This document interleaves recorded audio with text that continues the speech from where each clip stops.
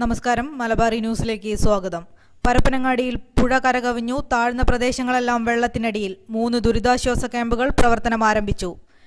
Neduva government higher secondary സ്കൂളിൽ 200-ലധികം ആളുകളെയാണ് താമസിപ്പിച്ചിരിക്കുന്നത്.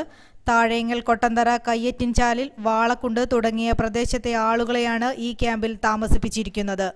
ക്യാമ്പിലെ ആളുകൾക്ക് വേണ്ട ഭക്ഷണം ഉൾപ്പെടെയുള്ള എല്ലാ സഹായങ്ങളും ജനപ്രതിനിധികളുടെയും നാട്ടുകാരുടെയും റവന്യൂ, പോലീസ്, എക്സൈസ് ഉദ്യോഗസ്ഥരുടെയും നേതൃത്വത്തിൽ തുടരുകയാണ്.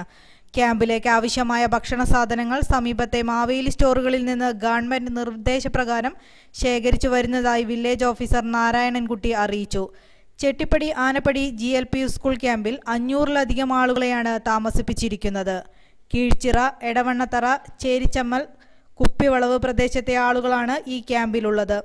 ഇവിടെ ആളുകളുടെ എണ്ണം ഇനിയും വർദ്ധിക്കാൻ സാധ്യതയുള്ളതിനാൽ സമീപത്തെ KEMS സ്കൂളിൽ ഒരു ക്യാമ്പ് കൂടി തുറക്കേണ്ടി വരുമെന്ന് ഉദ്യോഗസ്ഥർ വ്യക്തമാക്കി.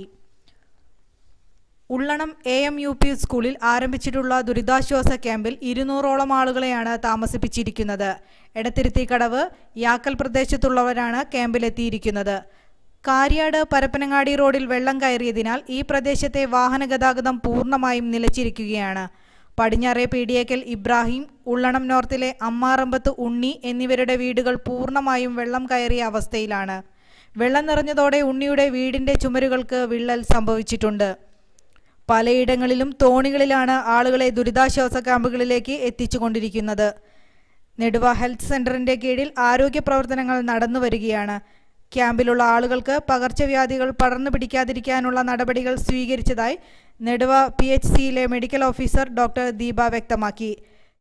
ക്യാമ്പുകൾ MLA PK Abdurabb, SIDCO chairman Niyas Pulikkalakath, municipality chairperson VV Jameela teacher തുടങ്ങിയവർ സന്ദർശിച്ചു. കൗൺസിലർമാരായ നൌഫൽ ഇല്യൻ, അംബിക മോഹൻരാജ്, ഉഷ പാലക്കൽ, ദേവനാനികൽ, ഷീബ, തുളസീദാസ്, ഉസ്മാൻ തുടങ്ങിയവരുടെ നേതൃത്വത്തിൽ ദുരിതാശ്വാസ ക്യാമ്പുകളിൽ കാര്യങ്ങൾ പുരോഗമിക്കുകയാണ്.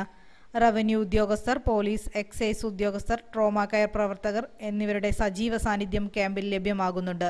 പുഴയിൽ വെള്ളം ഉയർന്നുകൊണ്ടിരിക്കുന്ന സാഹചര്യത്തിൽ പാലത്തിങ്ങൽ, കൊട്ടന്തലയിലും പരപ്പനങ്ങാടി ടൗൺ GMLP സ്കൂളിലും ക്യാമ്പുകൾ തുറക്കും.